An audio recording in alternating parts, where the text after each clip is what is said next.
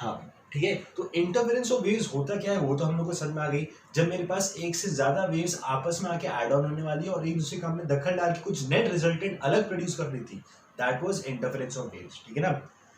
अब देखो, आपस में दखल डालने वाली मतलब वो आपस में कुछ ना कुछ वो नेट रिजल्टेंट कुछ और प्रोड्यूस करने वाली, ये तो हमको बात समझ में आ गई।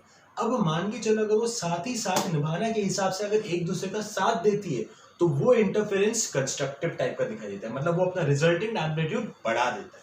समझ में आ रही है बात? ठीक है, तो कंस्ट्रक्टिव इंटरफेरेंस कैसे इंटरफेरेंस है, जब पहली वेव और दूसरी वेव आपस में ऐसे ऐड ऑन हुई है कि उन दोनों ने अपना नेट रिजल्टेंट एम्पलीट्यूड बढ़ा दिया है, मैक्सिमाइज कर दिया है, तो इसको हम लोग बोल रहे हैं साथ ही साथ निभाना। ठीक है, एक दूसरे के साथ मिलजुल के काम कर रहे हैं।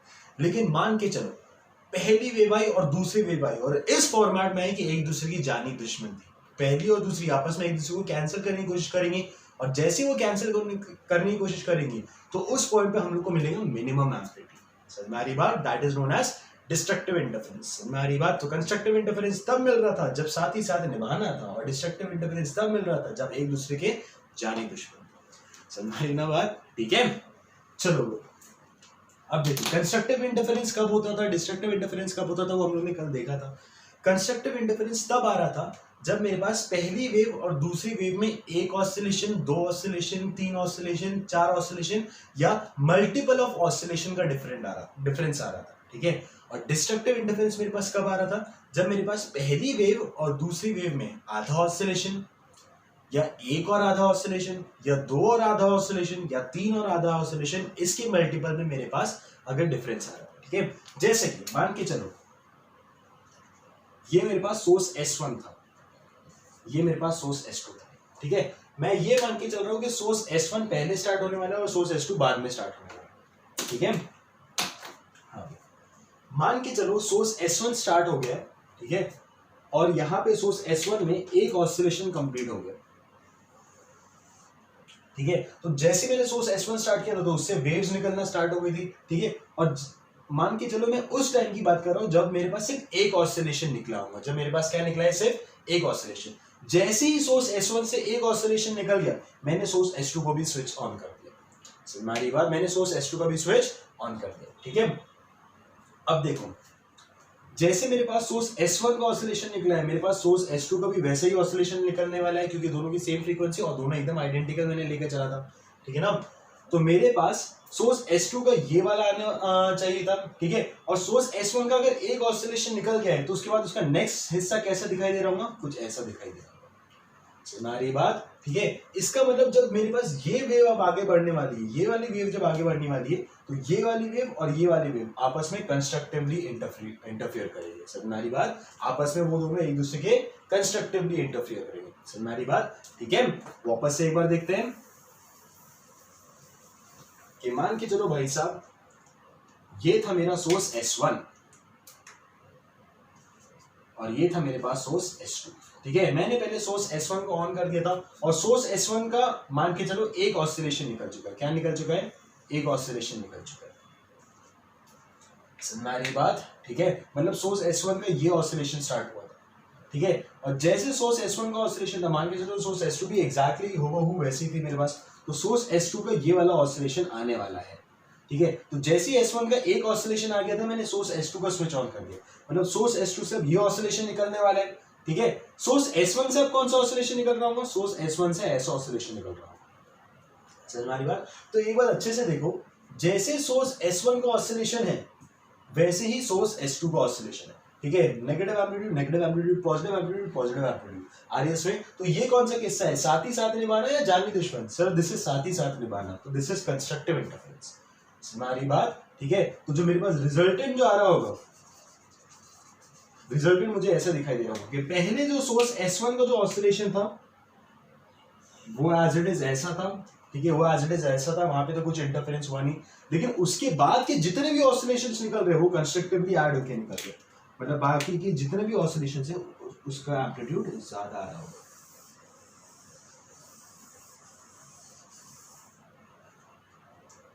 समझ आ रही बात?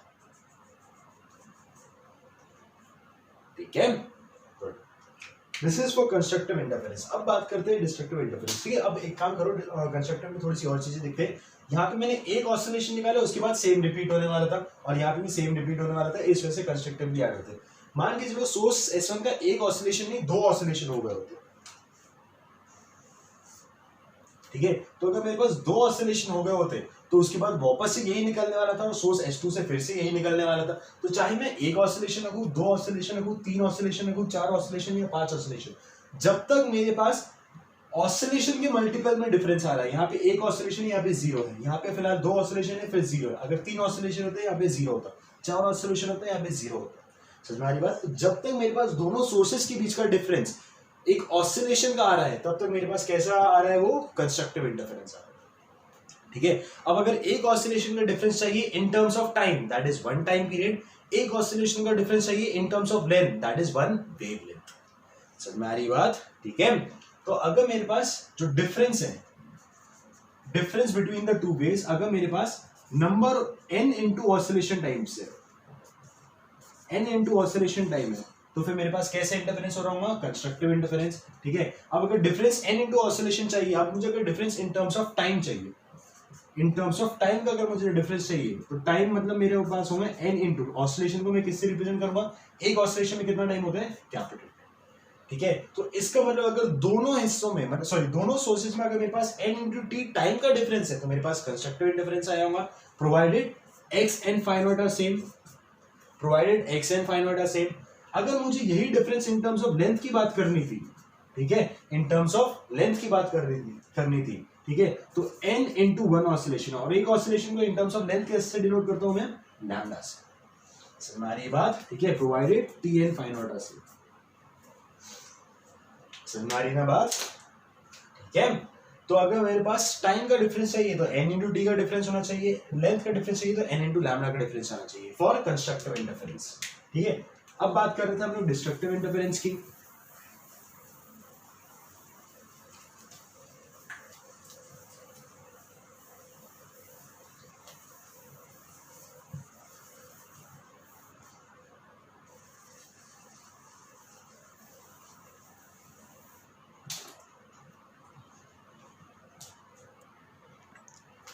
हाँ भाई, हम बात कर रहे थे डिस्ट्रक्टिव इंटरफेरेंस की। ठीक है ना, तो हमें पता है डिस्ट्रक्टिव इंटरफेरेंस में दोनों सोर्सेज के बीच में आधा ऑसिलेशन, 1.5 ऑसिलेशन, 2.5 ऑसिलेशन, 3.5 ऑसिलेशन, ऐसा डिफरेंस होना चाहिए। ठीक है, अब उसको फिजिकली हम लोग समझते हैं। मान के चलो ये सोर्स S1 था, ये था सोर्स S2। ठीक है, सोर्स S1 में मान के चलो आधा ऑसिलेशन निकल चुका है, और जैसे ही आधा ऑसिलेशन निकला मैं सोर्स S2 को ऑन करने वाला था। ठीक है, तो सोर्स S2 से मेरे पास ये ऑसिलेशन आने वाला है, और सोर्स S1 से नेक्स्ट ये वाला ऑसिलेशन आने वाला है। हमारी बात? ठीक है, सोर्स S2 से ये ऑसिलेशन आने वाला है, सोर्स S1 से ये ऑसिलेशन आने वाला है।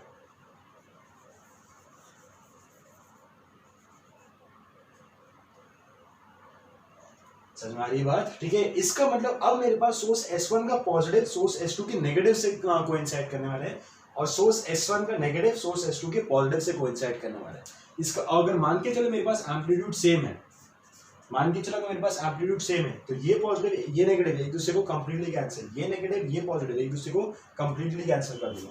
तो जो मेरे पास रिजल्टेंट वेव जो दिखाई देगी, जो मेरे पास जो रिजल्टेंट वेव जो दिखाई देगी, वो मुझे कुछ ऐसे दिखाई देंगे कि पहला आधा ऑसिलेशन एज इट इज, और बाकी सारे ऑसिलेशन नेट जीरो। सारी बात समझ, बाकी जितने भी मेरे पास ऑसिलेशन है वो मेरे पास कैसे दिखाई देंगी, नेट जीरो। हमारी बात, क्योंकि एम्पलीट्यूड मेरे पास बराबर था। अगर मान के चलो एम्पलीट्यूड डिफरेंट होते हैं A1 A2, ठीक है, तो मेरे पास कुछ एकदम ऐसा कम सा दिखाई दे रहा होगा। समझ में आ रही है बात? ठीक है, this is destructive interference, this is जानी दुश्मन। समझा ना? ठीक है, अब मान के चलो आधे की जगह आधा और एक होता, ठीक है, आधे की जगह आधा और एक होता, मतलब 1.5, तो भी मेरे पास फिर से ये कोइंसाइड कर रहा था। आधा और एक की जगह आधा, एक और एक होता। समझ में आ रही बात? ठीक है, इसका मतलब एक कंप्लीट ऑसिलेशन अब चाहे आप जितने भी ऐड कर दो, इस आधे की वजह से मेरे पास डिफरेंस अब क्रिएट हो चुका है। समझ में आ रही बात? इसका मतलब अगर मुझे डिस्ट्रक्टिव इंटरफेरेंस चाहिए, कैसे इंटरफेरेंस, डिस्ट्रक्टिव इंटरफेरेंस, तो डिफरेंस जो होना चाहिए दैट इज आधा प्लस n into oscillation. ठीक है, द डिफरेंस शुड बी आधा प्लस n into oscillation. ठीक है, अब वही डिफरेंस इन टर्म्स ऑफ अगर मैं टाइम की बात करूं तो दैट शुड बी आधा इंटू n, और एक ऑसिलेशन में कितना टाइम होता है, कैपिटल टी. ठीक है, तो ये हो गया था मेरे पास 2n plus 1 into T by 2. ठीक है, this is in terms of time provided x and five not are same. ठीक है, अगर वही डिफरेंस मुझे इन टर्म्स ऑफ x की बात करना है तो वो होना चाहिए मेरे पास आधा प्लस n इंटू लैम्डा. ठीक है, क्योंकि एक ऑसिलेशन को मैं लैम्डा से डिनोट करूंगा, provided T and five not are same. ठीक है, so this will be equal to 2n plus 1 lambda bye.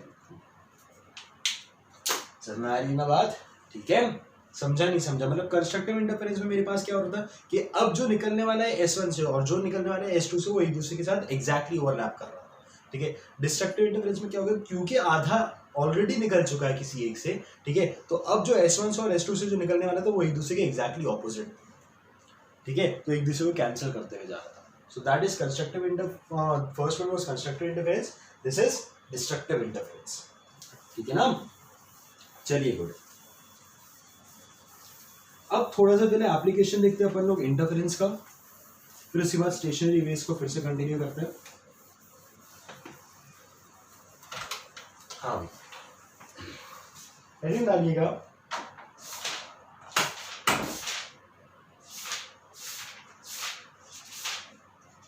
Quince tube.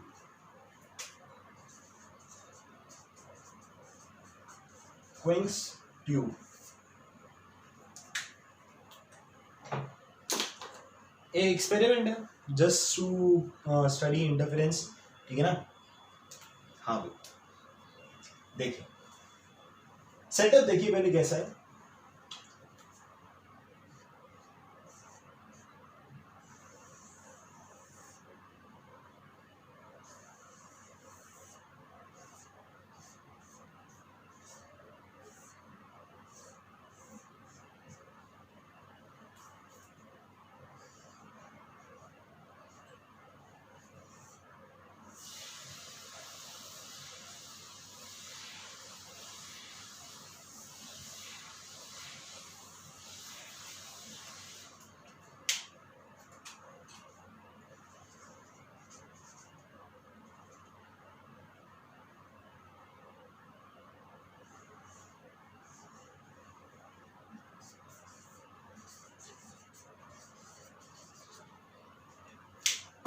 हाँ,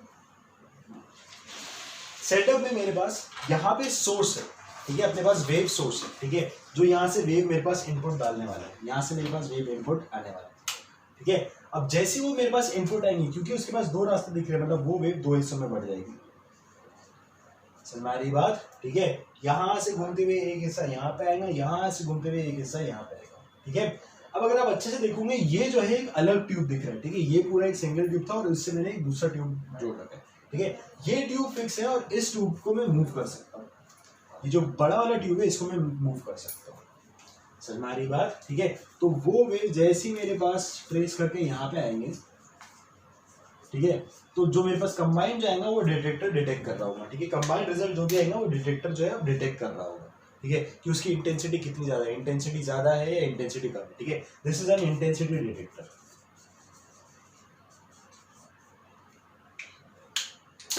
हमारी बात इंटेंसिटी मतलब कैसे, लाउडनेस से अपन लोग को पता चल जाएगा अगर मैं साउंड की बात कर रहा हूँ तो. ठीक है ना. अब देखिए यहां से मेरे पास जो वेव ट्रैवल कर रही होगी, मान के चलो यहाँ से मेरे पास वेव ट्रैवल कर रही है उसको मैं वेव 1 बोल रहा हूँ, और यहाँ से जो मेरे पास वेव ट्रैवल कर रही है उसको मैं वेव 2 बोल रहा हूँ. ठीक है, वेव 1 ने यहाँ से यहाँ तक ट्रैवल करने के लिए कुछ लेंथ चलाऊंगा L1, वेव 2 ने यहाँ से यहाँ तक ट्रैवल करने के लिए कुछ लेंथ चलाऊंगा L2. आ रही इसमें अब जरूरी तो है नहीं कि L1 और L2 बराबर हो. आ रही इसमें तो L1 और L2 में मेरे पास डिफरेंस आ सकता है. इसका मतलब जितना लेंथ वेव 1 चल रहा है, ठीक है, जितनी पाथ लेंथ वेव 1 की है और जितनी पाथ लेंथ वेव 2 की है, दोनों में कुछ ना कुछ डिफरेंस आ सकता है. आ रही इसमें दोनों में कुछ ना कुछ डिफरेंस आ सकता है. ठीक है, मतलब इस बार जो हम लोग के पास इंटरफेरेंस हो रहा है, इस बार जो हमारे पास इंटरफेरेंस हो रहा है वो with respect to time difference create कर रहा है, with respect to X difference create कर रहा है, with respect to X difference create कर रहा है. हमारी बात, तो इसमें जितना लेंथ चला होगा L1 और इसमें जितना लेंथ चला होगा L2, तो L1 minus L2, L1 minus L2, this is the difference in length, this is the difference in length. समझ आ रही है बात? ठीक है, समझा नहीं समझा? बहुत बढ़िया। अब सुनो, हमको पता है for constructive interference, for constructive interference, ठीक है, हमको पता है for constructive interference path length में डिफरेंस कितना होना चाहिए? पाथ लेंथ में डिफरेंस होना चाहिए मेरे पास n लैम्डा। पाथ लेंथ में मेरे पास डिफरेंस कितना होना चाहिए बता? n lambda. समझ में आ रही बात? तो मैं क्या करता हूं, इस सोर्स को मैं मूव करता हूं, सॉरी इस पाइप जो है, ये जो पाइप है ना, ये एक्सटर्नल पाइप, इसको मैं थोड़ा सा मूव करता हूं आगे पीछे। समझ में आ रही बात? मैं इसको आगे पीछे मूव करता हूं, तो जैसे मैं इसको आगे पीछे मूव करूंगा तो जो L2 लेंथ ट्रैवल करने वाला था, L2 टोटल लेंथ जो ट्रैवल करने वाला था, अगर मैं इसको आगे लेके गया तो अब ज्यादा ट्रैवल करने वाला है, अगर इसको मैं पीछे लेके गया तो कम ट्रैवल करने वाला है। आ रही है इसमें? तो मैं इस चीज को, इस पाइप को मूव करवाता हूं, तो मान के चलो मूव करते करते वो यहां तक आ गया।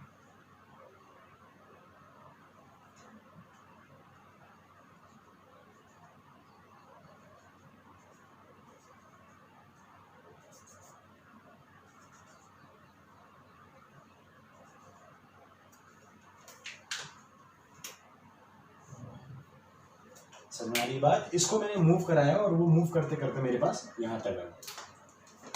समझ आ रही बात? ठीक है, अब सुनो, जैसे जैसे मैं इस पाइप को मूव करा रहा हूं, वैसे इस सेकेंड वेव को जो लेंथ चलना पड़ रहा है, पहले सेकेंड लेंथ को इतनी लेंथ चलना पड़ता, अब सेकेंड लेंथ को ज्यादा लेंथ चलनी पड़ रही है। और इसमें पहले वाली जो सेकेंड वेव जो थी उसको, सॉरी सेकेंड वेव जो थी उसको छोटी लेंथ चलनी पड़ रही थी, अब सेकेंड वेव को ज्यादा लेंथ चलनी पड़ रही है। समझ में आ रही बात? ठीक है, इसका मतलब क्या, L2 की वैल्यू चेंज हो रही है, L1 तो फिक्स है मेरे पास क्योंकि L1 ये वाली लेंथ फिक्स थी, लेकिन जो L2 वो लेंथ चलनी पड़ रही थी वो मेरे पास वेरी कर रही है। तो जैसे L2 वेरी करेगा वैसे मेरे पास पाथ डिफरेंस भी वेरी करेगा, वैसे मेरे पास पाथ डिफरेंस भी वेरी करेगा। समझ में आ रही बात? ठीक है, और जैसे जैसे मेरे पास पाथ डिफरेंस वेरी करेगा, हो सकता है वो कंस्ट्रक्टिव की तरफ जा रहा है या हो सकता है वो डिस्ट्रक्टिव की तरफ जा रहा है। समझ में आ रही बात? तो मैं इस लेंथ को तब तक मूव कराते रहता हूँ, तब तक मूव कराते रहता हूँ जब मुझे एक हाईएस्ट साउंड ना सुनाई दे, जब मुझे एक लाउडेस्ट साउंड ना सुनाई दे। समझ में आ रही बात? ठीक है, तो मैं इसको मूव करा रहा हूँ, इसको मूव करा रहा हूँ, इसको मूव करा रहा हूँ तब तक जब तक मेरे पास इंटेंसिटी डिटेक्टर में मैक्सिमम रिकॉर्ड ना होगा, जब तक मेरे पास इंटेंसिटी डिटेक्टर में मैक्सिमम रिकॉर्ड ना होगा। जैसे कि सुनो, फिलहाल ठीक है, टन टन टन टन टन टन टन टन टन टन, समझ में आ रही है बात? तो एक बार आपको एक पीक सुनाई देगा, फिर से रिकॉर्ड होगा, मतलब वो जो पीक था दैट वाज कंस्ट्रक्टिव इंटरफेरेंस, जो पीक जो था that was constructive interference, that was constructive interference. और वो पीक जिस लेंथ पे आ रहा होगा, मान के चलो उसको मैं बोल रहा हूँ L2 नॉट, उसको मैं क्या बोल रहा हूँ? L2 not. समझ में आ रही है बात? ठीक है, उसको मैं बोल रहा हूँ L2 नॉट। समझ में आ रही है बात? ठीक है, तो L1 minus L2 not is equal to delta X, और जहां पे पीक आ रहा होगा that time delta X should be equal to n lambda, मतलब उस टाइम मेरे पास कुछ आ रहा होगा n लैम्डा के बराबर। ठीक है, तो उस टाइम से मैं बोल सकता हूँ L1 minus L2 not is equal to n lambda. ठीक है, जहां पे मुझे पीक सुनाई दे रहा होगा, जहां पे इंटेंसिटी डिटेक्टर मैक्सिमम रिकॉर्ड कर रहा होगा। समझ में आ रही बात? अब देखिए, फिर उसके बाद मैं इस मूवेबल पाइप को फिर से मूव कराता हूँ, इस मूवेबल पाइप को मैं L2 नॉट लेंथ से फिर से मूव कराता हूँ। ठीक है, फिर से जैसे मूव कराऊंगा तो पहले तो साउंड डिक्रीज होगा, कंस्ट्रक्टिव से डिस्ट्रक्टिव की तरफ जाएगा, फिर डिस्ट्रक्टिव से वापस कंस्ट्रक्टिव की तरफ जाएगा। समझ में आ रही बात? तो पहले मुझे मैक्सिमम सुनाई दे रहा है टंग टंग टंग टंग टंग, फिर उसके बाद मैं जैसे मूव करा रहा हूँ तो पहले इंटेंसिटी डिक्रीज होगी टंग टंग टंग, उसके बाद फिर से इंटेंसिटी बढ़ेगी टंग टंग टंग टंग, फिर एक ऐसा पॉइंट आएगा जब मुझे वापस से मैक्सिमम सुनाई दे रहा होगा। समझ आ रही बात? ठीक है, फिर जब मुझे वापस से मैक्सिमम सुनाई दे रहा होगा that is the next successive constructive interference, that is the next successive constructive interference. ठीक है, तो पहला इंटरफेरेंस अगर n लैम्डा था तो नेक्स्ट कंस्ट्रक्टिव इंटरफेरेंस किस पे आ रहा होगा? n+1 लैम्डा पे, मतलब एक ऑसिलेशन के बाद आ रहा होगा। समझ आ रही बात? ठीक है, और मान के चलो उस लेंथ को मैं बोल रहा हूँ कुछ L2 डैश, उस लेंथ को मैं क्या बोल रहा हूँ? L2 dash. ठीक है, तो L1 minus L2 dash is equal to n+1 lambda, L1 minus L2 dash is equal to n+1 lambda. समझ में आ रही बात? ठीक है, अब फिर देखिए, क्या L1 इस रॉड की लेंथ आप मेजर कर सकते थे? बिल्कुल मेजर कर सकते थे। L2 नॉट यहाँ पे कितनी लेंथ है, सॉरी यहाँ पे कितनी लेंथ थी जब मुझे पहली बार n लैम्डा आ रहा था, ठीक है, यहाँ पे कितनी लेंथ थी जब मुझे पहली बार n लैम्डा आ रहा था, वो भी मैं रिकॉर्ड कर सकता हूँ। लेकिन क्या मैं लैम्डा रिकॉर्ड कर सकता था क्या? नहीं, मतलब मैं L1 मेजर कर सकता हूँ, L2 नॉट मेजर कर सकता हूँ, ठीक है। तो जब मेरे पास पहली बार कंस्ट्रक्टिव इंटरफेरेंस आया, मैंने L1 और L2 नॉट मेजर कर लिया। जब मेरे पास दूसरी बार कंस्ट्रक्टिव इंटरफेरेंस आया, मैंने L1 और L2 डैश मेजर कर लिया आरिवस में, ठीक है। तो अगर मुझे L1 L2 नॉट की वैल्यू पता है और L1 L2 डैश की वैल्यू पता है, ठीक है, तो मैं लिख सकता हूं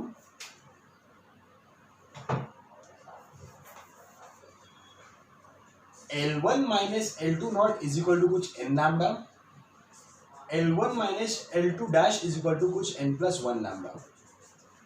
हमारी बात एक्चुअली एक बात बताओ, यहाँ पे n प्लस 1 नहीं, यहाँ पे n माइनस 1 होना चाहिए। मैं आपको समझाता हूँ क्योंकि जैसे ये मैं मूव करा रहा हूँ, क्या L2 डैश L2 की वैल्यू बढ़ रही है, अगर L2 की वैल्यू बढ़ रही है तो और L2 सब्ट्रैक्ट हो रहा है तो ओवरऑल वैल्यू घटनी चाहिए। So this should be n minus 1 lambda.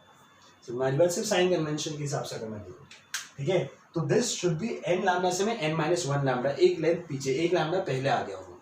हमारी बात, क्योंकि मेरे पास जब पहली बार कंस्ट्रक्टिव, देखो कंस्ट्रक्टिव इंटरफेरेंस है मतलब मल्टीपल ऑफ लैम्डा होना चाहिए, ये तो मुझे समझ में आ गया, ठीक है। तो मान के चलो जब पहली बार सुनाई दे रहा था वो कुछ nth मल्टीपल ऑफ लैम्डा था, ठीक है। जो पहली बार मुझे सुनाई दे रहा था that was some nth multiple of lambda, ठीक है। उसके बाद जब मुझे लेंथ बढ़ाने पे L2 की वैल्यू बढ़ाने पे अगर मुझे वापस सुनाई दे रहा है, ठीक है, तो अगर मैं L2 बढ़ा रहा हूँ तो जो डिफरेंस है वो तो घट रहा होगा।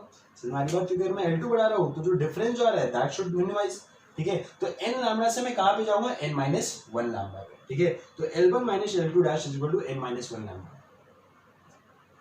हमारी बात, ठीक है। एक काम करो, दोनों को सब्ट्रैक्ट कर दो, ठीक है। तो L1 बाजे यहाँ पे माइनस L2 नॉट माइनस और माइनस L2 डैश, मतलब plus L2 dash minus L2 not is equal to n lambda minus n lambda, बाजे माइनस और माइनस हो गया मेरे पास 1, तो बचेगा यहाँ पे मेरे पास लैम्डा। सर हमारी बात, मतलब L2 dash minus L2 not is equal to lambda. Sir हमारी बात, इससे मुझे क्या पता चला sir? This device, this equipment या this apparatus is used to measure the wavelength of that wave. This apparatus is used to measure the wavelength of that wave. और wavelength कितनी छोटी इसमें अपने पास रहती है, छोटी रेंज को। हमारी ना बात, ठीक है। तो उस छोटी रेंज को अपन लोग डायरेक्टली, और वेव मुझे दिखाई थोड़ी ना दे रही जो मैं बैठ के भाई हाँ स्केल से नाप लेते हैं अपन लोग, ऐसा थोड़ी ना होता। हमारी ना बात, तो ठीक है, वेवलेंथ मेजर करने का एक तरीका है कोइंग स्ट्रीम। हमारी ना बात, ठीक है, गुड। अब आपको वेवलेंथ पता है और जो सोर्स जो था उसकी फ्रीक्वेंसी कितनी थी, वो आपको पता रहेंगी। हमारी बात, तो मुझे पता है लैम्डा इंटू एफ होती है मेरे पास वेव वेलोसिटी, लैम्डा पता चल गया, एफ पहले से पता था, तो वेव वेलोसिटी कितनी होगी मैं वो भी मेजर कर सकता हूँ। हमारी बात, तो Quincke's tube is an apparatus to measure wavelength and wave velocity. It is an apparatus used to measure wavelength and wave velocity. समझ में आ रही बात? कैसे समझ में आई ना बात? Using the difference. पहले मुझे जहां पे कंस्ट्रक्टिव इंटरफेरेंस सुनाई दे रहा होगा, बाद में जहां पे कंस्ट्रक्टिव इंटरफेरेंस सुनाई दे रहा होगा, उन दो पॉइंट्स का, उन दो लेंथ का difference should be equal to lambda. समझ में आ रही बात? ठीक है, हाँ भाई, लेकिन इसमें अपन लोग को जो ट्रिक जो है इसको काफी अच्छा प्रिसाइज होना चाहिए। पता चला कि पहली बार सुनाई दिया, दूसरा कंस्ट्रक्टिव इंटरफेरेंस मिस हो गया, तीसरा सुनाई दे रहा है, तो जो डिफरेंस है that is not lambda, that is 2 lambda हो जाता है। समझ में आ रही ना बात? ठीक है, तो हर कंस्ट्रक्टिव इंटरफेरेंस के बीच में मेरे पास डिफरेंस कितना होना चाहिए था? लैम्डा। तो मैंने मान लिया कि पहले जहां पे सुनाई दे रहा था, मान के चलो वो कुछ nth लैम्डा था आर्यवर्स में, ठीक है, तो उसके बाद जो मुझे एग्जैक्टली सुनाई दे रहा हूँ, उसके कॉन्जिक्यूटिव जो सुनाई दे रहा हूँ, that should be n-1 lambda. समझा? So this is an apparatus of Quincke's tube.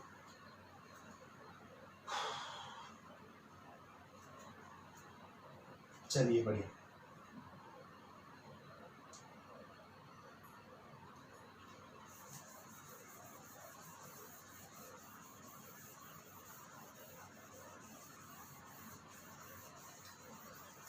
एक और apparatus है, एक और सेटअप है,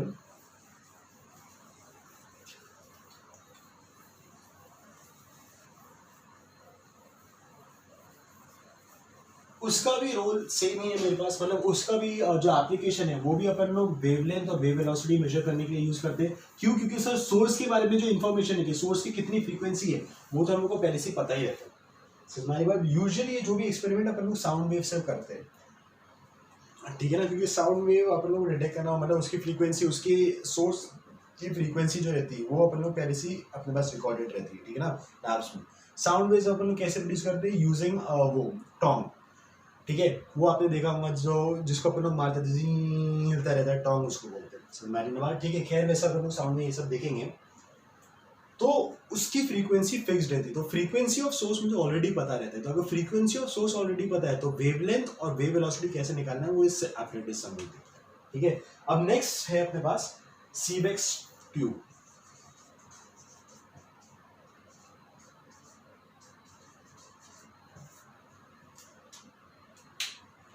देखिए सेटअप में बता रहा हूं, आप लोगों को खुद पहले गेस करना है कि ये सेटअप वर्क कैसे करता होगा।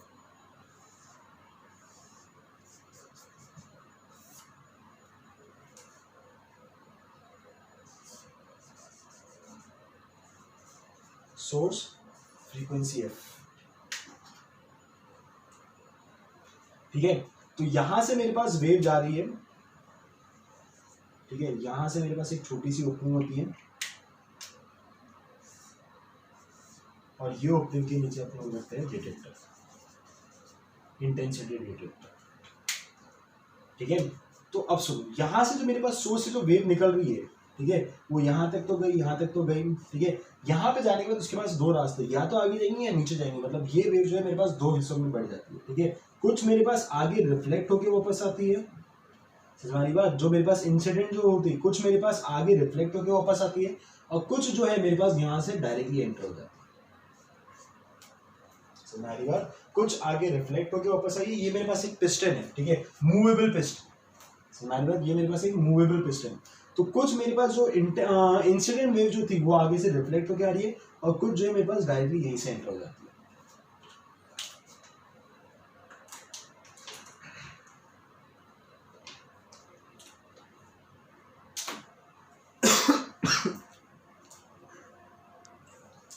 हाँ भाई, समझ में आ रहा है सेटअप। ठीक है, तो मेरे पास जो इंसिडेंट वेव जो आ रही है कुछ आगे से पिस्टन से रिफ्लेक्ट होकर आती है और कुछ मेरे पास डायरेक्टली यहाँ से इंटर हो जाती है। ठीक है, अब ये जो दो वेव्स है जो आई है मेरे पास, ये आपस में इंटरफेरेंस होके, ठीक है, ये आपस में सुपर इम्पोज होके नेट मेरे पास डिटेक्टर के पास आता है। ठीक है, अब अगर मेरे पास इंटरफेरेंस हो रहा है तो कहीं पे मुझे कंस्ट्रक्टिव हो रहा होगा, कहीं पे मेरे पास डिस्ट्रक्टिव इंटरफेरेंस हो रहा होगा। ठीक है, फॉर स्पेसिफिक लेंस। ठीक है, अब मेरे पास ये जो पिस्टन जो है ये मूवेबल है, पिस्टन जो है मेरे पास मूवेबल है।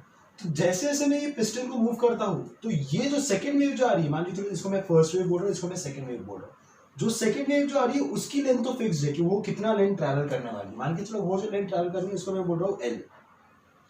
समझ में आ रही बात? लेकिन जो फर्स्ट वेव जो है उसको जो लेंथ ट्रैवल करनी है वो एक्स्ट्रा इतनी लेंथ ट्रैवल कर रहा है। मान के चलो अगर ये लेंथ है मेरे पास कुछ एक्स, कितनी लेंथ है मेरे पास एक्स। ठीक है, तो सेकेंड वेव कितने ट्रैवल कर रही है, सिर्फ एल ट्रैवल कर रही है। फर्स्ट वेव कितना ट्रैवल कर रही है, L plus x plus x, तो फर्स्ट वेव ट्रैवल कर रही है एल प्लस 2x।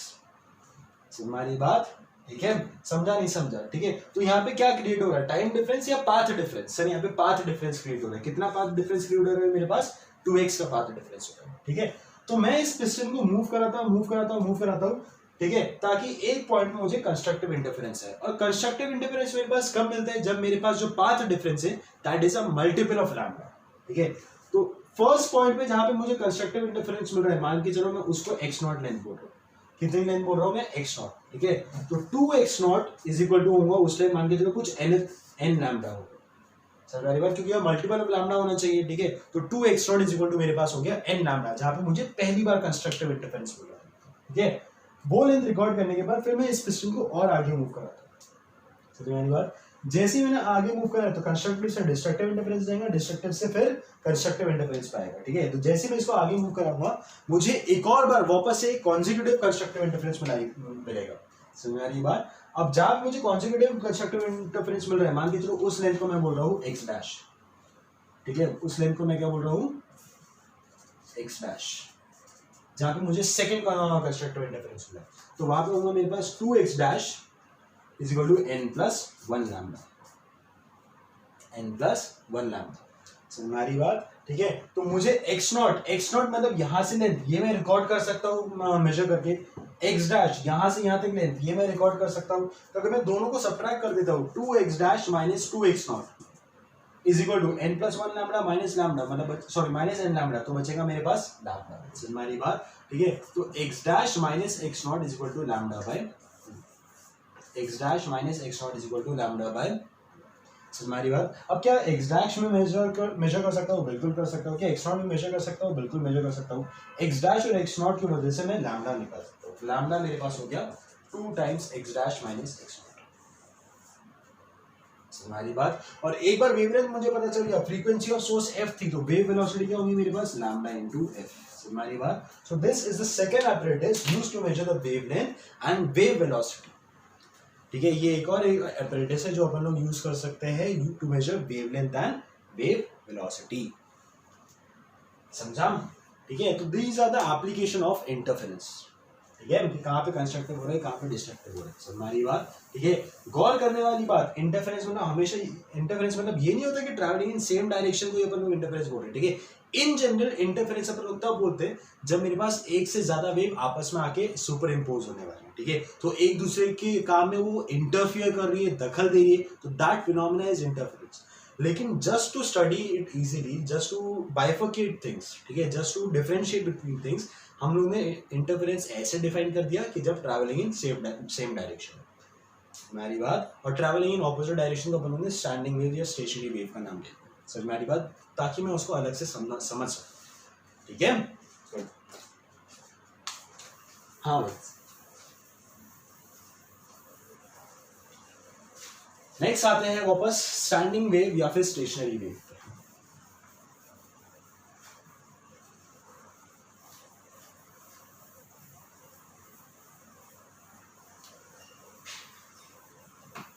देखिए, स्टैंडिंग वेव या स्टेशनरी वेव समझने के लिए मैं आपको एक छोटा सा चीज समझाता हूं।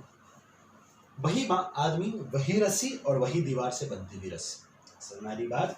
ठीक है, हमने देखा था कि जैसे ही आदमी यहाँ से ऊपर नीचे अप डाउन मोशन करता है तो यहाँ से मेरे पास पल्स जनरेट होती है और वो पल्स आगे की तरफ ट्रैवल करते जाती है। ठीक है, जिसको हम लोग बोल रहे थे इंसिडेंट पल्स, जिसको हम लोग क्या बोल रहे थे? Incident pulse. याद है ना ये बात? ठीक है, ये मेरे पास रस्सी, मेरे पास बॉल था। ठीक है, तो जैसे मेरे पास आदमी यहाँ से अप डाउन मोशन कर रहा था तो मेरे पास पल्सेस जनरेट होती थी जो आगे की तरफ जाए, जिसको हम लोग बोलते हैं इंसिडेंट पल्स। अब वो इंसिडेंट पल्स जब वॉल से आके टकराती है, वो इंसिडेंट पल्स जब वॉल से आके टकराती है तो वो इंसिडेंट पल्स वापस रिफ्लेक्ट हो गया आने वाली है। ठीक है, तो मेरे पास फाइनली बाद में आता है रिफ्लेक्टेड पल्स। मेरे पास एक आती है रिफ्लेक्टेड पल्स। अब सुन, यहां से मैं कंटिन्यूस इंसिडेंट पल्सेस भेज रहा हूं, वहां से कंटिन्यूस रिफ्लेक्टेड पल्सेस आ रही है। ठीक है, इंसिडेंट पल्स आई, रिफ्लेक्टेड पल्स आई, incident pulse, reflected pulse, incident pulse, reflected pulse. एक पॉइंट ऐसा है ना जब वो आपस में एक दूसरे के आके ऐड ऑन हो जाएंगे, आपस में एक दूसरे से इंटरफियर करेंगे। समझ में आ रही बात? ठीक है, तो जैसे ही इंसिडेंट पल्स आती है और रिफ्लेक्टेड पल्स आती है, ठीक है, तो इंसिडेंट पल्स पॉजिटिव में ट्रैवल करते आ रही थी, रिफ्लेक्टेड पल्स नेगेटिव में ट्रैवल करते आ रही थी। ठीक है, तो हम लोग क्या ऑब्जर्व करते हैं कि जब वो आपस में एक दूसरे पे सुपर इम्पोज होती है, जब वो आपस में एक दूसरे से सुपर इम्पोज होती है तो रिजल्टेंट पल्स ना ही तो पॉजिटिव में ट्रैवल कर रही है ना ही तो नेगेटिव में ट्रैवल कर रही है, रिजल्टेंट पल्स वहीं पे अप डाउन मोशन शुरू कर देती है। हमारी बात गौर करिए फिर से, इंसिडेंट पल्स पॉजिटिव में आ रही थी, रिफ्लेक्टेड पल्स नेगेटिव में आ रही थी। जैसे ही आपस में सुपर इम्पोज हो गए तो जो रिजल्टेंट पल्स है वो कहीं मूव नहीं कर रही, वो बस अप डाउन मोशन शुरू कर देती है। अच्छा, हमारी बात। ठीक है, कहीं मूव नहीं कर रही, इस वजह से इसको स्टेशनरी वेव बोलती है या फिर इसको अपन लोग स्टैंडिंग वेव बोलते हैं। हमारी बात, क्योंकि वेव बेसिकली है तो मेरे पास एनर्जी ट्रांसफर, और ये भी मैं एनर्जी की ही बात कर रहा हूँ जो अप डाउन मोशन हो भी रहा है। हमारी बात, इस वजह से इसको हम लोग स्टेशनरी या फिर स्टैंडिंग वेव बोलते हैं। हमारी बात, तो स्टेशनरी या स्टैंडिंग वेव समझ में आया कब बनता है मेरे पास? जब मेरे पास एक इंसिडेंट और दूसरी एक यूजुअली जो मेरे पास बनने का तरीका कि एक इंसिडेंट और रिफ्लेक्टेड जब आपस में आके सुपर इम्पोज करती है तो जो मेरे पास रिजल्टेंट आता है दैट इज स्टैंडिंग वेव। ठीक है, अब जरूरी नहीं है रिफ्लेक्टेड वेव किसी और ने भी वेव प्रोड्यूस की होती और यहाँ से किसी और ने प्रोड्यूस की होती, उसके सुपरपोजिशन से भी मुझे स्टैंडिंग वेव्स मिल सकती। बस पॉइंट इज वो दोनों वेव जो है, ठीक है, वो दोनों वेव जो है मेरे पास इक्वल एम्पलीट्यूड की होनी चाहिए एंड हैविंग सेम फ्रीक्वेंसी होनी चाहिए। ठीक है, इक्वल एम्पलीट्यूड क्यों? क्योंकि मान के चलो अगर एक भाई साहब का एम्पलीट्यूड ज्यादा है, वो ज्यादा तगड़े हैं, और ये भाई साहब थोड़ा एम्पलीट्यूड कम था, ठीक है, तो आएंगे टकराएंगे सुपर इम्पोज होंगे, लेकिन नेट रिजल्टेंट फिर भी थोड़ा सा मोशन दिखाई देता है मुझे। हमारी बात, तो उसको स्टेशनरी वेव नहीं बोलते, उसको पार्शियली स्टेशनरी या फिर पार्शियली स्टैंडिंग वेव। हमारी बात, तो अगर आपको एग्जैक्टली स्टैंडिंग वेव चाहिए, मतलब जितने ये बलशाली उतनी ये बलशाली, हमारी बात, ताकि नेट जो मेरे पास जितना एनर्जी का जो मोशन रहता है, मतलब जितना पावर इनपुट यहाँ पे और जितना पावर इनपुट यहाँ पे, वो net resultant power input zero कर देता है। ठीक है, ना ही तो मतलब पावर इनपुट जीरो मतलब ना ही तो वो एनर्जी फ्लो यहाँ दिखा सकते हैं, ना ही तो ये एनर्जी फ्लो यहाँ पे दिखा दे सकता है। समझ आ रही बात? ठीक है, गुड। तो हम लोग जो स्टैंडिंग वेव जो देख रहे थे उसमें हम लोग ने क्या देखा कि मान के चलो मेरे पास एक इंसिडेंट पल्स, सॉरी एक वेव और दूसरी wave travelling in opposite direction having same amplitude and having same frequency. Frequency मतलब आपको नंबर ऑफ पल्सेस बता रहे हैं, ठीक है। सेम एम्पलीट्यूड से क्या फर्क पड़ता है सर, जितनी एनर्जी यहाँ पे थी उतनी एनर्जी यहाँ पे थी, मतलब जितनी एनर्जी फ्लो इस डायरेक्शन में उतना ही एनर्जी फ्लो इस डायरेक्शन में। तो जब आपस में सुपर इम्पोज होंगी तो नेट एनर्जी फ्लो को क्या कैंसिल कर देता है। मुझे ऐसा लगता है कि भाई नेट मेरे पास एनर्जी वहीं पे ट्रैप हो गई है, ठीक है। तो यहाँ से ये मूव करते वाला, यहाँ से ये मूव करते वाला, जैसे वो सुपर इम्पोज होती है तो मेरे पास रिजल्टेंट पल्स जो रहता है वो यहीं का यहीं ऑसिलेट करते हुए दिख रहा है, नहीं तो आगे मूव कर रहा है नहीं तो पीछे मूव कर रहा है। समझ में आ रही बात? ठीक है, गुड। समझा ना? आप कभी ऐसा एक्सपेरिमेंट करके देखना, आप रस्सी वस्सी मान लो, ठीक है। बस ये ध्यान रखना कि भाई घर वालों से मार वारना पड़े, पता चला कुछ तोड़ता दिया, फिजिक्स वाले सर ने बोला था, ऐसा नहीं, ठीक है। रस्सी बांध दो और यहाँ से फटाफट फटाफट फटाफट ले रस्सी को ऐसा अप डाउन मोशन, ठीक है। तो मेरे पास कुछ इंस्टेंट के लिए पल्स आगे जाते हुए दिखाई देंगी, लेकिन जब वापस रिफ्लेक्ट होकर आएगी तो आपको ऐसा लगेंगे कि पल्स वहीं का वहीं बस अप डाउन मोशन कर रही है, आगे मूव भी नहीं कर रही। समझ में आ रही बात? ठीक है, क्योंकि वो इंसिडेंट और रिफ्लेक्टेड पल्स का सुपर इम्पोजिशन दिखा रहा है आपको, सुपर इम्पोज मोशन दिखा रहा है। समझा? ठीक है, गुड। तो स्टेशनरी वेव या स्टैंडिंग वेव की मैंने आपको डेफिनेशन बता दिया था, ठीक है ना? हाँ, superposition of two waves traveling in opposite direction having same amplitude and having same frequency are known as the resultant is known as standing wave। समझ में आ रही बात? जो उसका रिजल्ट जो आ रहा है दैट इज स्टैंडिंग वेव्स, ठीक है। स्टैंडिंग या स्टेशनरी वेव्स क्यों बोलते हैं, समझ में आई बात? क्योंकि वो मुझे एनर्जी जो है आगे या पीछे कहीं ट्रैवल करते हुए दिखाई नहीं देता, वो वहीं पे अप डाउन ऑसिलेट करा देता है, ठीक है ना? चलो, ये तो होगी ट्रैवलिंग स्टेशनरी वेव या फिर स्टैंडिंग वेव का एक फिजिकल सेंस, ठीक है। अब उसको अगर हम लोगों ने मैथमेटिकली देखा था तो मेरे पास आया था, मान के चलो y1 was a sin omega t minus kx, y2 was a sin omega t plus kx।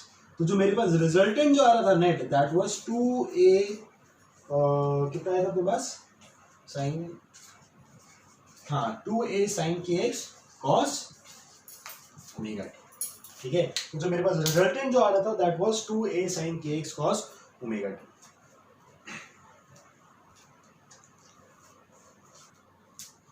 हाँ भाई चिंता, सॉरी माय बैड, यहाँ पे आया था अपने पास 2a cos kx sin omega t, ठीक है ना? हाँ, समझ में आ रही बात? ठीक है, तो ये आया था मेरे पास net displacement of the particle due to the two waves, ठीक है ना? अब अगर आप अच्छे से देखो मेरे पास cos kx sin omega t, मतलब ये ट्रैवलिंग वेव का तो नेचर शो नहीं कर रहा है, क्योंकि ट्रैवलिंग वेव का नेचर था f of ax plus bt का फॉर्म होना चाहिए था। यहाँ पे ax प्लस bt तो है नहीं भाई, एक सिंगल टर्म तो दिखाई नहीं दे रहा है मुझे, ठीक है ना? इसको थोड़ा और अच्छे से स्टडी करने के लिए मैंने इस पूरे टर्म को r से डिनोट कर दिया था। तो मेरे पास y नेट आ गया था r sin omega t, r sin omega t आरियस में, ठीक है। वह r is a term dependent on x, लेकिन वो टाइम डिपेंडेंट नहीं है, मतलब किसी भी पर्टिकुलर x के लिए r फिक्स्ड रहेगा, किसी भी पर्टिकुलर x के लिए r फिक्स्ड रहेगा। r is just x dependent term, समझ में आ रही बात? वो टाइम डिपेंडेंट टर्म नहीं है, मतलब एक पर्टिकुलर पोजीशन के लिए मेरे पास r फिक्स्ड रहेगा, ठीक है। अब अगर r फिक्स्ड है मतलब एक पर्टिकुलर पोजीशन के लिए r कांस्टेंट है, तो ये constant into sin omega t आ रहा है, ये constant into sin omega t। This is the nature of particle performing SHM, this is the nature of particle performing SHM। क्योंकि SHM की इक्वेशन भी कुछ ऐसी आती है मेरे पास, a sin omega t plus phi not, हमारी बात, ठीक है। Where a is the amplitude, और एम्पलीट्यूड तो कांस्टेंट ही होना चाहिए, और किसी भी पर्टिकुलर पोजीशन की अगर मैं बात करूं तो मेरे पास r फिक्स्ड रहेगा, ठीक है। तो इससे हम लोगों ने क्या डिड्यूस किया था सर, कि मेरे पास जितने भी पार्टिकल इन द मीडियम है, ठीक है, जब दो ट्रैवलिंग वेव्स आ रही थी, ठीक है, दो travelling waves travelling in opposite direction, जब वो आपस में इंटरफेरेंस कर रही थी, ठीक है, वो आपस में सुपर इम्पोज हो रही थी, तो उसका जो रिजल्ट आ रहा था, उसके रिजल्टेंट में जितने भी मीडियम पार्टिकल है वो अपने ही पोजीशन पे SHM परफॉर्म करने लगे, वो अपने ही पोजीशन पे SHM परफॉर्म करने लगे। नहीं तो एनर्जी आगे ट्रैवल हो रही है, नहीं तो एनर्जी पीछे ट्रैवल हो रही है, वो एनर्जी वहीं की वहीं रहेगी और पार्टिकल आपस में SHM परफॉर्म करने लगे। समझ में आ रही बात? ठीक है, that's the reason this was known as stationary या फिर स्टैंडिंग वेव, ठीक है। ठीक है भाई, इसको और थोड़ा फिजिकल सेंस में अपन लोग समझते हैं।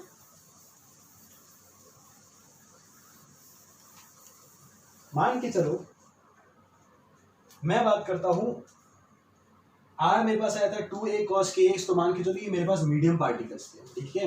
This was x is equal to 0, ठीक है। अगर मैं x इज इक्वल टू 0 वाले पार्टिकल की बात कर रहा हूं तो x इज इक्वल टू 0 के लिए r की वैल्यू कितनी आ रही है sir? For x is equal to 0 r की वैल्यू आ रही है 2a cos k into 0। cos 0 होता है मेरे पास 1, मतलब r की वैल्यू आ गई 2a।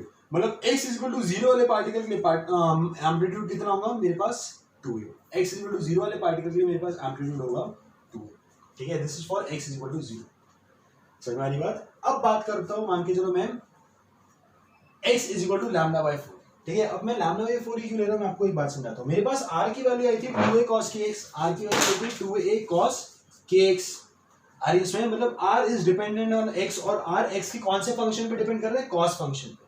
सर cos की मैक्सिमम वैल्यू क्या होती है? cos की मैक्सिमम वैल्यू होती है मेरे पास +1, ठीक है। अगर सिर्फ मैग्नीट्यूड वाइज, क्योंकि मुझे एम्पलीट्यूड का सिर्फ मैग्नीट्यूड देखना पड़ता है, ठीक है, तो मैं बोल सकता हूं कि मेरे पास मैक्सिमम r की वैल्यू तब आएगी, मैक्सिमम मेरे पास r की वैल्यू तब आएगी जब मेरे पास cos kx की वैल्यू +-1, cos kx की वैल्यू +-1। सर मेरी बात, मेरे पास मैक्सिमम मैग्नीट्यूड ऑफ r तब आएगा, ठीक है, मैक्सिमम मैग्नीट्यूड ऑफ r तब आएगा जब मेरे पास cos kx की वैल्यू +-1, ठीक है। अब cos kx की वैल्यू +-1, तो मैं लिख सकता हूं कि kx इज इक्वल टू, ठीक है, cos kx की वैल्यू +-1 मेरे पास होती कहां पे?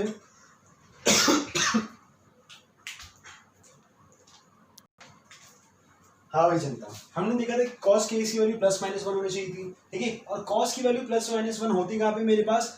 जैसे cos की वैल्यू 1 होती है मेरे पास 0 पे, cos की वैल्यू -1 होती है मेरे पास 180 मतलब पाई पे, ठीक है।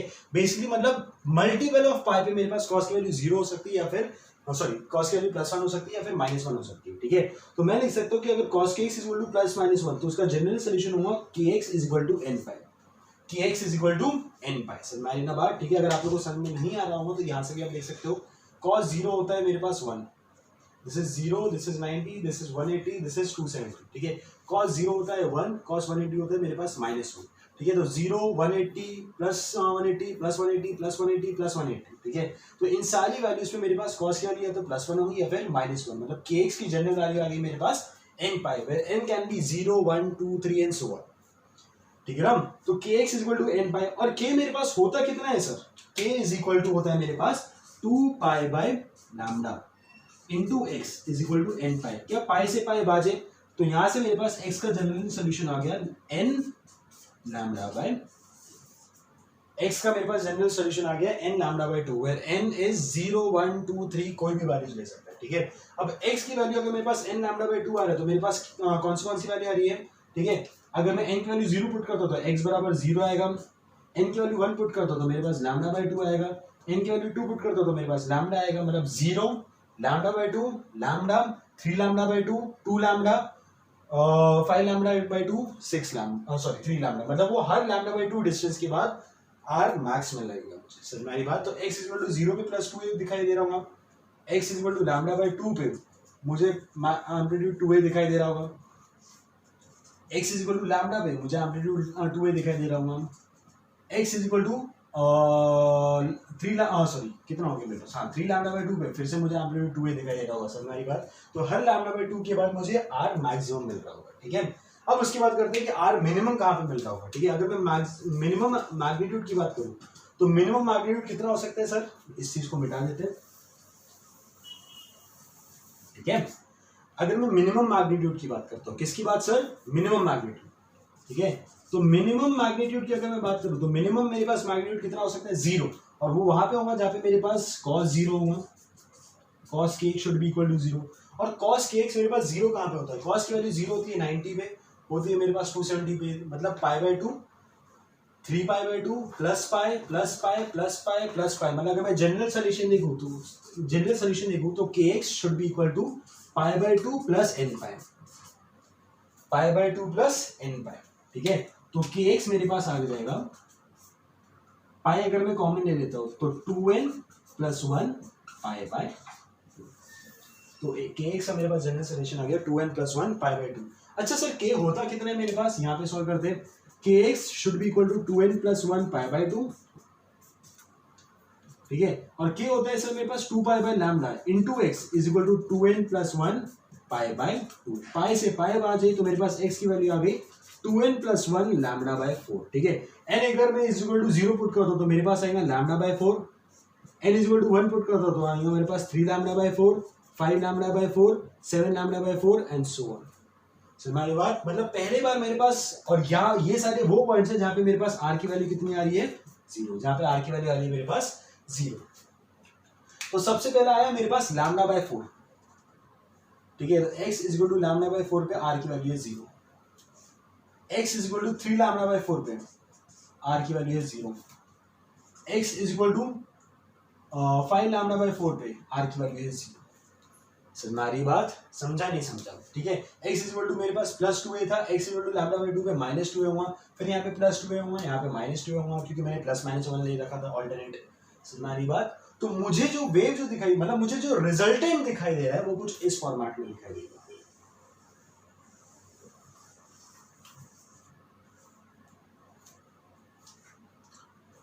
हमारी बात समझा नहीं समझा?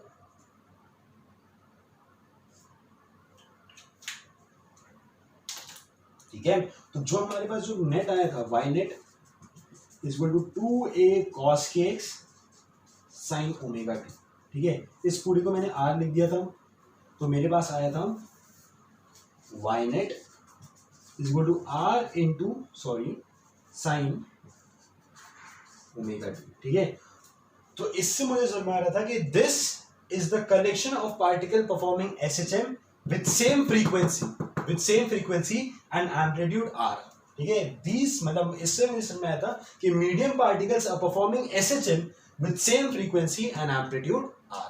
हमारी बात, ठीक है, जहां पे r is dependent on x, मतलब हर पोजीशन का अपना अलग अलग एम्पलीट्यूड था। इस पोजीशन का एम्पलीट्यूड पूरा इतना है, इस पोजीशन का एम्पलीट्यूड 0 है, इस पोजीशन का एम्पलीट्यूड 2 है, इस पोजीशन का एम्पलीट्यूड 0 है, इस पोजीशन का एम्पलीट्यूड 2 है।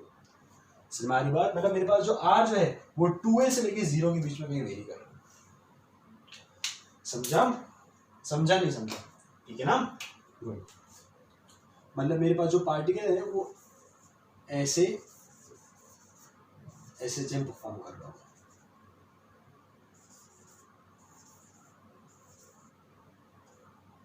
हमारी बात ठीक है, गुड। ठीक है, इसको अपन लोग और बढ़िया से समझेंगे। ठीक है ना, देखिए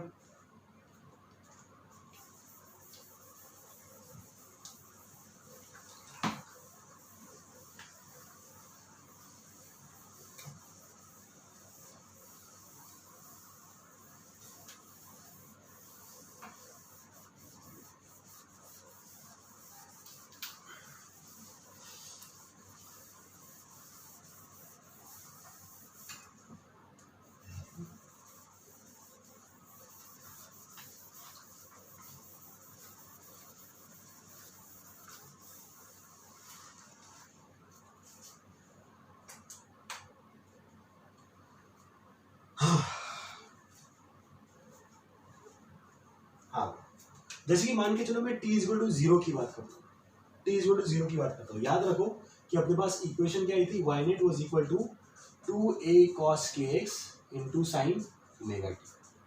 ठीक है, मैं t इक्वल टू 0 की बात करता हूँ, तो t इक्वल टू 0 पे sin ओमेगा t, ठीक है, sin 0 क्या होगा मेरे पास 0। ठीक है, तो मुझे जो है मीडियम पार्टिकल सबके सब 0 पे दिखाई देगा।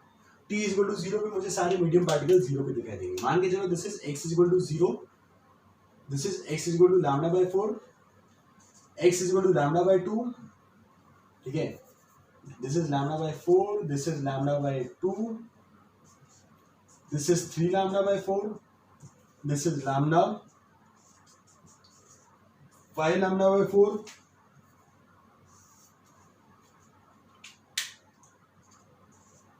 ठीक है, 5 lambda by 4, this is 5 lambda by 2, नहीं कितना होगा ये, प्लस लैम्डा बाय 4। अरे सॉरी कुछ गलत लिख दिया क्या मैंने, lambda by 4, lambda by 2, 3 lambda by 4, lambda 5 lambda by 4, 3 lambda by 2। ठीक है, समझ में आ रही बात? हाँ, तो t इक्वल टू 0 की अगर मैं बात करता हूँ t इक्वल टू 0 की, तो t इक्वल टू 0 पे मेरे पास पूरा साइन की वैल्यू होगी 0, मतलब वायलेट मेरे पास आएगा 0, मतलब हर पार्टिकल का डिस्प्लेसमेंट मेरे पास 0 पे रहेगा, हर पार्टिकल का पोजीशन 0 पे रहेगा। अब मैं बात करता हूँ, मान के चलो अच्छे से देखो, मेरे पास अगर फ्रीक्वेंसी अगर ओमेगा है, ठीक है, अगर मेरे पास फ्रीक्वेंसी ओमेगा है तो मेरे पास टाइम पीरियड होता है 2 पाई, सॉरी ओमेगा को मैं लिख सकता हूँ 2 पाई बाई टी, ठीक है, where T is the time period. इसका मतलब जो टाइम पीरियड मेरे पास कंपोनेंट वेव्स में था, कंपोनेंट वेव्स मतलब जिनसे स्टैंडिंग वेव बनी है, ठीक है, जो टाइम पीरियड मेरे पास कंपोनेंट वेव में था, अभी मेरे पास रिजल्टेंट स्टैंडिंग वेव में भी सेम टाइम पीरियड है, ठीक है, समझ में आ रही बात, गुड, ठीक है। अब मान के चलो मैं बात कर रहा हूँ t इक्वल टू 0 पे मेरे पास ये था, ठीक है, मैं बात करता हूँ t इक्वल टू 0 से, ठीक है, t इक्वल टू t/4 की बात कर रहा हूँ, मान के चलो मैं बात करता हूँ t इक्वल टू t/4 की, समझ बात। अगर मैं t इक्वल टू t/4 की बात करता हूँ, ठीक है, तो t इक्वल टू t/4 यहाँ पे पुट कर दो, this is capital T/4 and this is 2 pi by capital T, t बाजे 2 बाजे तो मेरे पास साइन ऑफ पाई/2 इज 90, साइन 90 कितना होता है मेरे पास 1, तो ये हो गया मेरे पास 1, समझानी बात। अगर ये मेरे पास हो गया 1 तो मेरे पास वाइनेट आगे equal to 2a cos kx which is equal to r, समझानी बात, मतलब सब अपने मेरे पास एम्पलीट्यूड्स पे रहेंगे, ठीक है ना।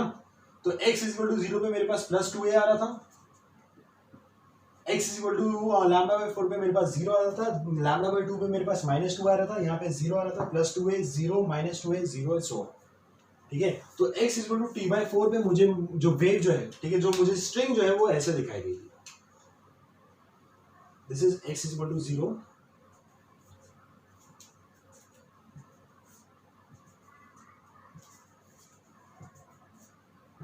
दिस इज 2 लैम्डा, सॉरी,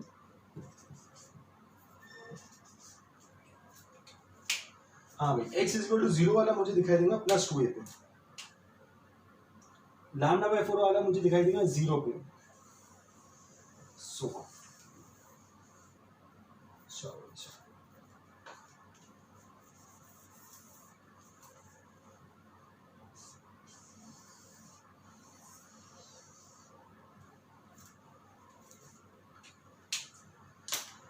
समझ बात, ठीक है। तो t इक्वल टू 0 पे सारे के सारे मुझे वेव जो है, पूरी वेव जो है, नेट रिजल्टेंट वेव मुझे ऐसे दिखाई दे रही थी, एग्जैक्टली फ्लैट।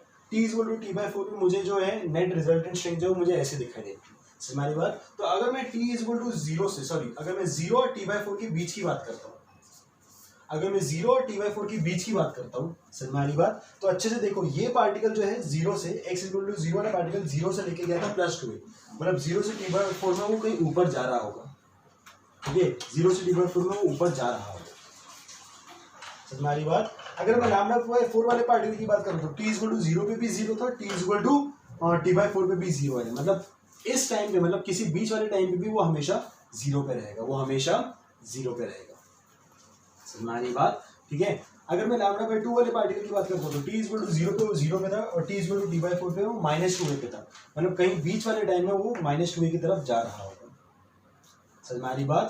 वैसे अगर मैं आगे कंटिन्यू करता हूँ, 3 लैम्डा बाई 4 वाला पार्टिकल t इक्वल टू 0 पे भी 0 था, t इक्वल टू t/4 पे भी 0 था, मतलब वो हमेशा मेरे पास 0 पे रहेगा, समझ बात। और आगे मुझे वेव जो है वो ऐसे दिखाई देगी, ठीक है, ये पार्टिकल ऊपर जा रहा होगा, ये पार्टिकल नीचे जा रहा होगा, समझा, ठीक है, गुड। अब ऑब्जर्व करते हैं थोड़ा सा, t इक्वल टू 0 पे सारे पार्टिकल्स अपने मेन पोजीशन पे थे, t इक्वल टू t/4 पे ये था अपने पास पॉजिटिव एक्सट्रीम पे, ये था अपने पास नेगेटिव एक्सट्रीम पे, ये था पॉजिटिव एक्सट्रीम पे, ये था मेरे पास नेगेटिव एक्सट्रीम पे। आगे इसमें अगर मैं लैम्डा बाई 4 वाले पार्टिकल की बात करता हूँ, लैम्डा बाई 4 वाले पार्टिकल का मेरे पास कितना आ रहा था, r की वैल्यू, अगर आप अच्छे से देखो, इन सब पे मेरे पास r मिनिमम 0 आ रहा था, यहाँ पे मेरे पास r 0 आ रहा था, यहाँ पे भी r 0 आ रहा था, यहाँ पे भी r 0 आ रहा था, यहाँ पे भी r 0 आ रहा था, ठीक है। मतलब पॉइंट इज कि लैम्डा बाई 4 वाले अगर आप पार्टिकल को देखो तो t इक्वल टू 0 पे भी 0 था, बीच वाले टाइम पे भी 0 है, t/4 पे भी 0 है, मतलब ये एक ऐसा पॉइंट है जो मेरे पास कभी मूव कर ही नहीं रहा, हमारी बात, ये वाला जो पार्टिकल जो है ये मेरे पास कभी मूव कर ही नहीं रहा। वैसे ही लैम्डा बाई 4 के समान अगर आप देखोगे तो 3 लैम्डा बाई 4 ये भी कभी मूव नहीं कर रहा, 5 लैम्डा बाई 4 ये भी कभी मूव नहीं कर रहा, समझ में आ रही बात, ठीक है। तो lambda by 4, 3 lambda by 4, 5 lambda by 4, ये सारे वो पार्टिकल्स हैं, lambda by 4, 3 lambda by 4, x equal to lambda by 4, 3 lambda by 4, 5 lambda by 4, ये सारे वो पार्टिकल्स हैं जहाँ पे मेरे पास r की वैल्यू आ रही थी 0, मिनिमम r। समझ में आ रही बात, मिनिमम r। इसका मतलब ये वाले पॉइंट्स ऐसे हैं जो कभी मेरे पास मूव करेंगे ही नहीं, ये वाले पॉइंट्स ऐसे हैं जो मेरे पास कभी भी मूव करेंगे ही नहीं। समझ में आ रही बात, समझा नहीं समझा। ऑन दी अदर हैंड अगर मैं x इक्वल टू 0 वाले पार्टिकल की बात करता हूँ, t इक्वल टू 0 पे था, t इक्वल टू t/4 पे पॉजिटिव एक्सट्रीम पे था, +2 है। समझ में आ रही बात, समझा नहीं समझा, ठीक है। लैम्डा बाय 2 वाला पार्टिकल t इक्वल टू 0 पे था, t इक्वल टू t/4 पे -2a पे था। समझ में आ रही बात, ठीक है। मतलब t/4 अगर मैं टाइम पुट किया था, अगर मैंने t/4 टाइम पुट किया था तो मेरे पास sin ओमेगा t जो है वो तो मेरे पास 1 हो गया था, ठीक है। मतलब सारे के सारे पार्टिकल्स अपने मैक्सिमम डिस्प्लेसमेंट थे, सारे के सारे पार्टिकल्स अपने मैक्सिमम डिस्प्लेसमेंट या फिर सारे के सारे पार्टिकल्स अपने एम्पलीट्यूड पे थे। मतलब इस वाले पार्टिकल का एम्पलीट्यूड यहाँ तक है, इस वाले पार्टिकल का एम्पलीट्यूड यहाँ तक है, इस वाले पार्टिकल का एम्पलीट्यूड यहाँ तक है, इस वाले पार्टिकल का एम्पलीट्यूड यहाँ तक है। समझ में आएगा। तो x equal to 0, x equal to lambda by 2, x equal to lambda, x equal to 3 lambda by 2, ये सारे वो पार्टिकल्स हैं जिनका एम्पलीट्यूड सभी में मैक्सिमम है। समझ में आ रही बात। x equal to 0, lambda by 2, lambda 3 lambda by 2, ये सारे वो पार्टिकल है जिनका मेरे पास डिस्प्लेसमेंट जो है, सॉरी एम्पलीट्यूड जो है दैट इज मैक्सिमम, ठीक है, विच इज प्लस माइनस। समझ में आ रही बात। अगर मैं सिर्फ मैग्नीट्यूड की बात करूं तो मेरे पास एम्पलीट्यूड मैक्सिमम है। समझ में आ रही बात। मैक्सिमम एम्पलीट्यूड कितना आ रहा था, sorry cos x that is 2। समझ में आ रही बात, ठीक है, समझा। इसका मतलब मेरे पास नेचर कैसे दिखाई दे रहा है कि जब मेरे पास स्टेशनरी वेव फॉर्म हो रही है या फिर मेरे पास स्टैंडिंग वेव फॉर्म हो रही है, ठीक है, तो एक सेक्शन वाला पार्टिकल जो वो आपस में ऐसे ऑसिलेट ऊपर नीचे ऑसिलेट कर रहा है, ठीक है, ऊपर नीचे ऑसिलेट कर रहा है, लेकिन वो वेव मेरे पास आगे मूव करते हुए दिखाई दे रही है। समझ में आ रही ना बात, ठीक है। हाँ भाई, जैसे मैंने t इक्वल टू 0 और t इक्वल टू t/4 के बनाया था, आप लोग को t equal to t/2, 3t/4 and t, इसके लिए भी आप लोग को डायग्राम बनाना है, ठीक है। और वो डायग्राम ये आज का आप लोग का होमवर्क रहेगा, ठीक है। t equal to t/2, 3t/4 और t टाइम के लिए आपको स्टैंडिंग वेव कैसे दिखाई दे रही है वो आपको बनाना है, ठीक है। फिर उससे आपको क्लियरली समझ आएगा कि मेरे पास वो स्टैंडिंग वेव का नेचर रहता कैसा, मतलब वो मूवमेंट उसका कैसा होगा, ठीक है ना। चलिए भाई, कल स्टैंडिंग वेव और अच्छे से अपन लोग बढ़िया से कंटिन्यू करते हैं, ठीक है। कुछ एक डेली लाइफ एग्जांपल भी है जो मुझे आप लोग को बताना है, ठीक है। और इसके आगे के और जो कैलकुलेशन जो रहेंगे, एनर्जी वगैरह क्या लेना देना रहेगा वो भी अपन लोग कल देखते हैं, ठीक है ना। चलिए।